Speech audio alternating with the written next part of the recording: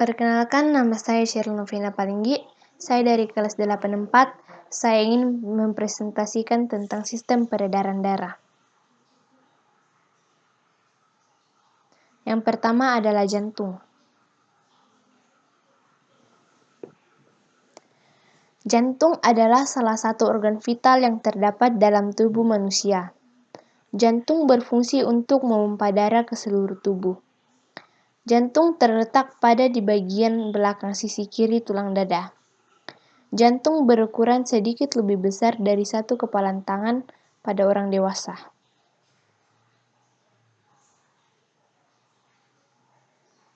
Ruangan dalam jantung. Ventrikel kiri pada jantung berfungsi untuk memompa darah ke seluruh tubuh untuk mengalirkan oksigen dengan sebelumnya melewati aorta. Sedangkan ventrikel kanan pada jantung memiliki fungsi untuk menerima darah dari atrium kanan dan memompa darah tersebut ke arteri pulmonalis utama. Atrium kiri berfungsi untuk menerima darah bersih dari paru-paru, dan atrium kanan berfungsi untuk menerima darah kotor dari tubuh yang dibawa oleh pembuluh darah. Perjalanan darah dari jantung ke paru-paru lalu kembali ke jantung. Darah akan dibawa ke seluruh tubuh menuju atrium kanan. Sebelum darah sampai ke atrium kiri, darah akan melewati satu pembuluh darah yang bernama vena cava. Dari atrium kanan, darah akan dibawa ke ventrikel kanan. Sebelum pada ventrikel kanan, darah akan melewati kutub tricuspidalis. Dari ventrikel kanan, darah akan dibawa ke paru-paru, tepatnya di alveolus melalui pembuluh darah arteri pulmonalis. Lalu karbon dioksida akan bertukar dengan oksigen. Setelah ditukar dengan oksigen, darah akan dibawa kembali ke jantung bagian atrium kiri dan melewati vena pulmonalis. Lalu darah akan dipompa dari atrium kiri melalui katup bicupsidalis. Dari ventrikel kiri, darah akan dipompa ke seluruh tubuh melalui pembuluh nadi yang paling besar, yaitu aorta. Perjalanan darah dari jantung menuju seluruh tubuh lalu kembali ke jantung.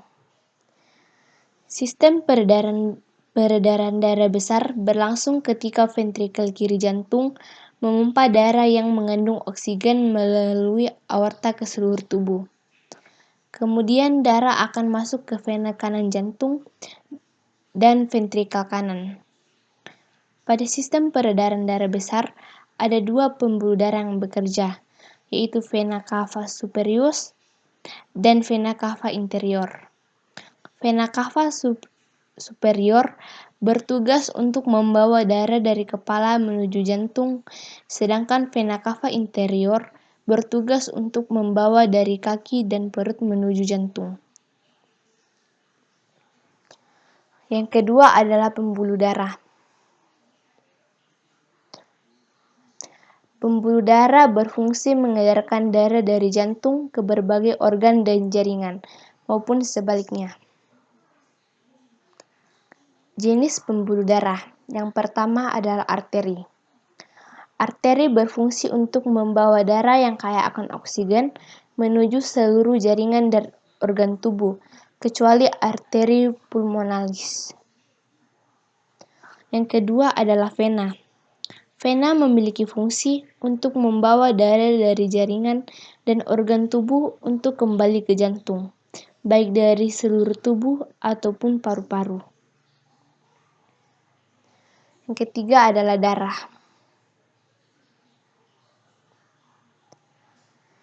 Darah merupakan komponen yang paling penting dalam sistem peredaran darah manusia. Darah berperan untuk membawa nutrisi, oksigen, hormon, serta antibodi ke seluruh tubuh.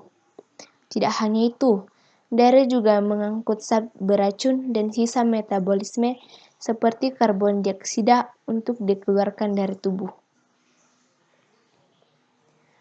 Sel darah putih. Sel darah putih atau leukosit. Sel darah putih merupakan komponen utama dalam sistem kekebalan tubuh. Sel darah putih bertugas dalam mendeteksi keberadaan benda asing berbahaya seperti zat beracun dan kuman, lalu melawannya agar tubuh tidak terserang penyakit. Sel darah merah. Sel darah merah merupakan sel berwarna merah. Penyusun utama sel darah merah merupakan hemoglobin, yang terdiri dari senyawa protein yaitu globin. Struktur darah eritrosis adalah bikonaf, pada dasarnya berwarna kekuning-kuningan. Namun karena adanya pigmen berwarna merah yang menyebabkan darah berwarna merah. Sumsum tulang pipi seperti tulang belakang yang memproduksi sel darah merah.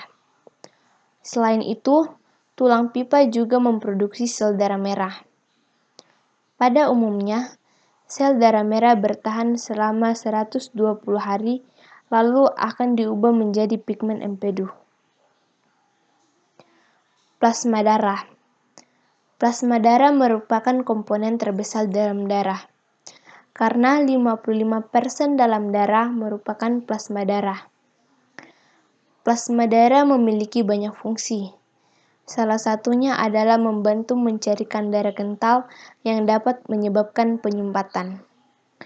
Plasma darah juga berfungsi untuk membuang limbah-limbah hasil metabolisme dan mengedarkan nutrisi dan hormon. Trombosit. Trombosit berbentuk keping dan tidak memiliki inti. Kepingan tersebut berukuran lebih kecil dari eritrosis dan tidak mampu bergerak sendiri. Trombosit bergerak selalu mengikuti aliran darah. Trombosit memiliki fungsi membekukan darah sehingga bila kita terluka, luka tersebut dapat tertutup. Gangguan pada sistem peredaran darah. Gangguan pada sel darah merah. Yang pertama adalah jika kekurangan sel darah merah dapat menyebabkan anemia. Eritrosis, yaitu darah yang terkait dengan peningkatan sel darah merah. Polisitemia, yaitu kelebihan sel darah merah. Anemia aplastik, kondisi yang terjadi ketika sumsum tulang belakang tidak menghasilkan cukup banyak sel darah merah. Salah satunya sel darah merah. Anemia autoimun hemolytik, di mana sistem kekebalan tubuh terlalu aktif dan secara keliru menghancurkan sel darah merah. Yang keenam adalah anemia sel sabit, kondisi yang membuat sel darah merah menjadi lengket dan kaku, sehingga bisa menghambat aliran darah. Gangguan pada sel darah putih. Yang pertama, leukositosis, peningkatan jumlah sel darah putih yang disebabkan oleh infeksi bakteri. Neutropenia autoimun, kondisi tubuh ketika tubuh memproduksi antibodi untuk menyerang neutrofil. Neutropenia kongenital berat, yaitu kondisi yang dapat sejak lahir akibat mutasi genetik. Neutropenia siklik, kondisi yang disebabkan karena mutilasi genetik, tapi terjadi dalam siklus 21 hari. Penyakit granulomatosa kronik, yaitu gangguan pada jenis sel darah putih sehingga tidak berfungsi dengan baik. Defisiensi adhesi leukosit merupakan kelainan genetik langka di mana sel darah putih tidak dapat bergerak ke tempat infeksi. Gangguan pada plasma darah. Hemofilia, kekurangan genetik tertentu yang membantu darah membeku.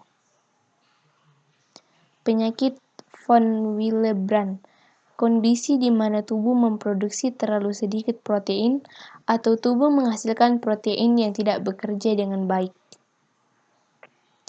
Keadaan hiperkoagulabel, kecenderungan darah mengumpul terlalu mudah.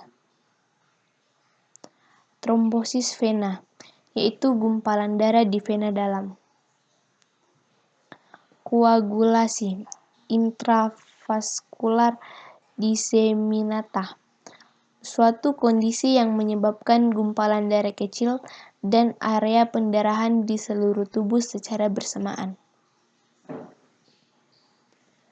Gangguan pada trombosit. Yang pertama, trombositopenia, jumlah trombosit yang rendah. Yang kedua, purpura idiopatik. Ulang.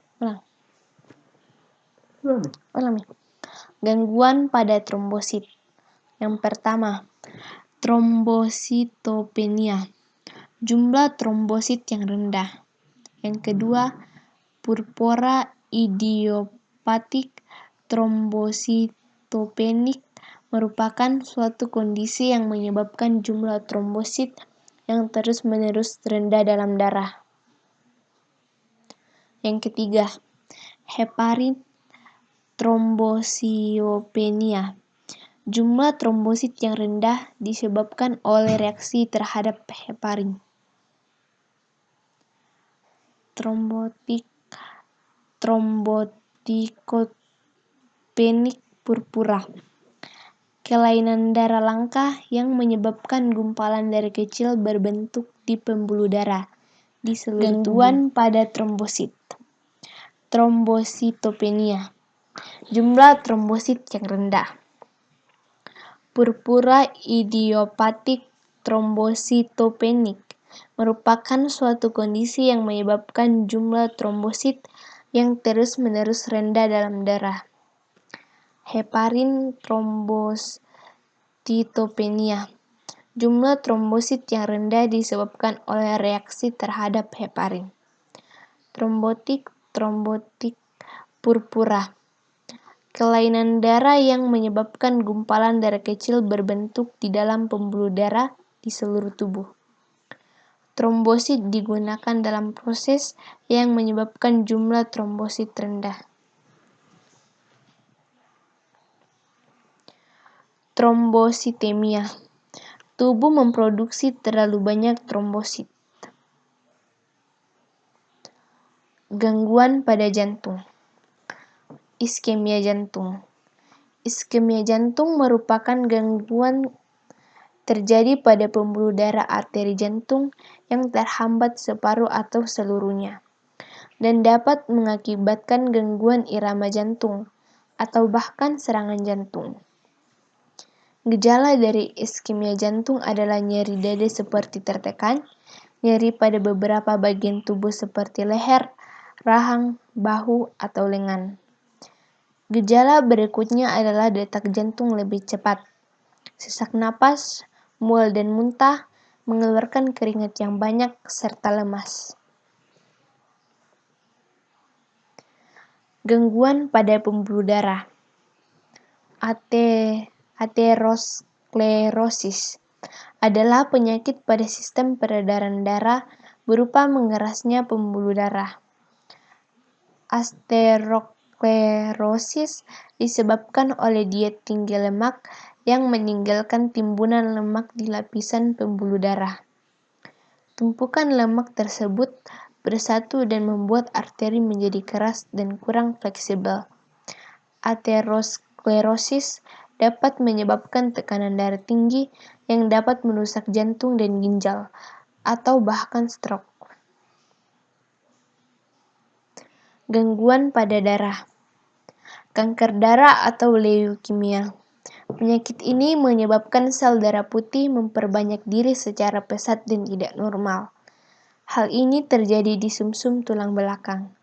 Salah satu penanganannya selain radioterapi dan kemoterapi adalah transplantasi sumsum tulang belakang.